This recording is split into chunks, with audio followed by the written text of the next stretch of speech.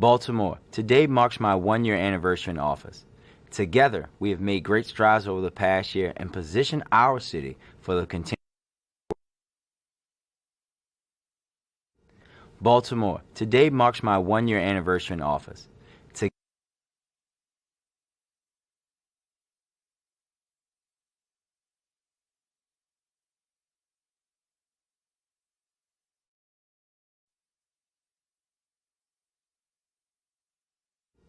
Baltimore, today marks my one-year anniversary in office. Together, we have made great strides over the past year and positioned our city for the continued work ahead. We battled COVID-19 together, with over 360,000 residents having had at least one dose of the vaccine, and we've maintained one of the lowest positivity rates in the state throughout the pandemic. As a result of this steadfast leadership and commitment to science, Baltimore has received national recognition for our approach in handling COVID-19. We steadied the ship by restoring key services like recycling, as well as essential in-person services for our residents.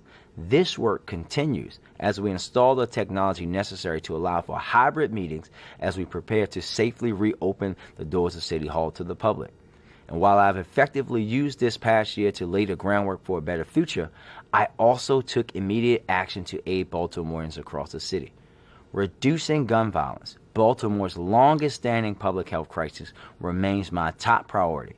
That's why I released Baltimore's first ever comprehensive violence prevention plan in July, outlining the immediate steps and targeted strategies my administration is undertaking to stem the tide of violence.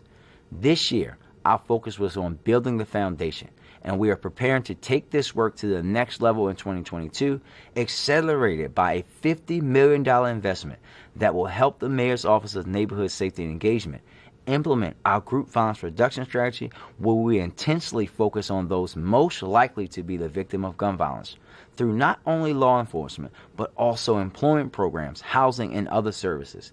This investment will also increase the number of community violence intervention programs from 10 to 30, strengthen resources for residents returning home from prison, and better support residents and communities after a shooting has occurred. This year, we partnered with Everytown for Gun Safety on a first-of-its-kind portal to allow Baltimore to better hold gun traffickers and straw purchasers accountable for their role in violence.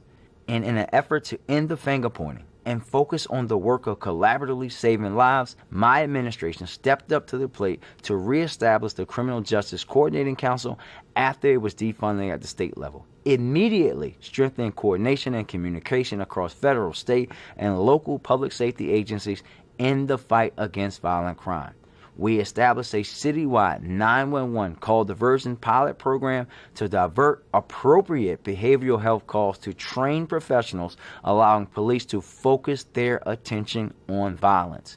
This pilot has shown great success, and we're preparing to expand the 911 call diversion program to additional calls for service in the new year.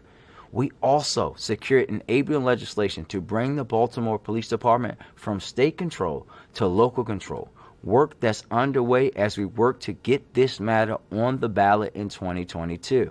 And as we work to build a safer city, we also remain focused on building an equitable city. We kicked off a ranging process to reform Baltimore's outdated procurement system through a lens of equity.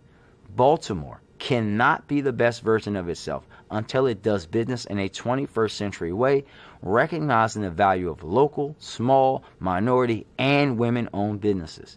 This fall, we released our 5-year strategic economic development plan called Baltimore Together, a platform for inclusive prosperity. And we are now investing millions of dollars to support small business growth and recovery with a focus on our small black and brown businesses. Investing $30 million, we made an unprecedented investment into the economic potential of our residents, including our young people. This investment includes Train Up, which offers occupational skills training, and the establishment of a year-round Youth Works program. This is just one of many efforts my administration has taken to prioritize our young people, who are the future of our great city. This year, we opened new rec centers like the Cahill Fitness and Wellness Center and reopened centers like Tawanda and Bochek that had been closed for years, bringing the total of our rec centers open to 52, up from 40 just a few years ago. and my administration is planning an even deeper investment in rec and parks, which we look forward to sharing with you in the very near future. We are stepping up our efforts to reach out to our disconnected youth to ensure that they have wraparound services and support that they need to realize their true potential. Additionally, our work to build a guaranteed income pilot program for Baltimore is well underway, targeted at increasing economic security among our low-income residents. That program will launch very early in the new year. I announced our city's short and long-term strategy for reforming the tax sale process with a focus on providing relief to homeowners facing liens on their properties, in particular, our legacy residents and older adults at risk of losing their homes. We are also laying the groundwork to not just bridge the digital divide, but close it for good with our first investment of $35 million announced last week, which will bring increased public Wi-Fi access to 10 West Baltimore neighborhoods. These investments are making sure that we not only emerge from the pandemic, but that we emerge stronger. We are opening mixed-use and affordable housing, revitalizing neighborhoods throughout all of Baltimore.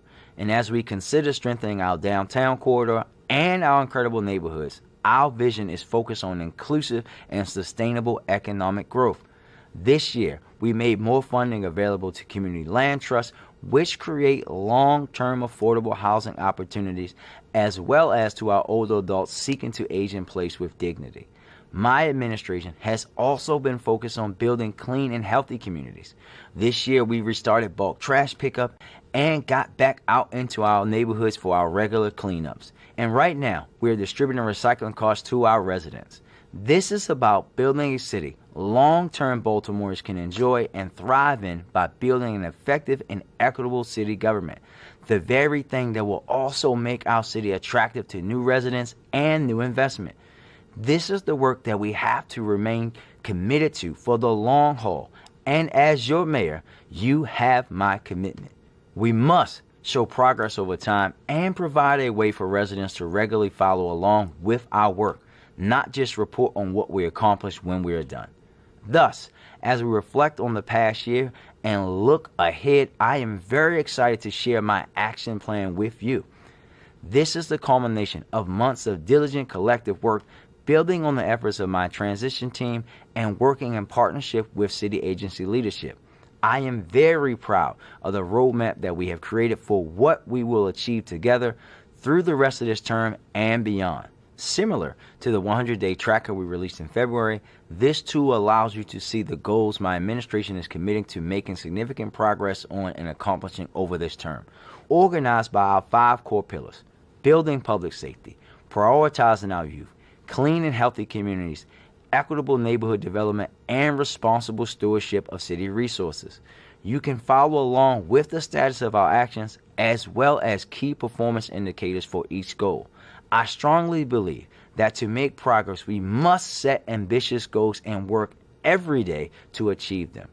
At the start of my term in December of 2020, I embarked on a process to operationalize my vision for the city of Baltimore and give residents a way to see transformation in their city government.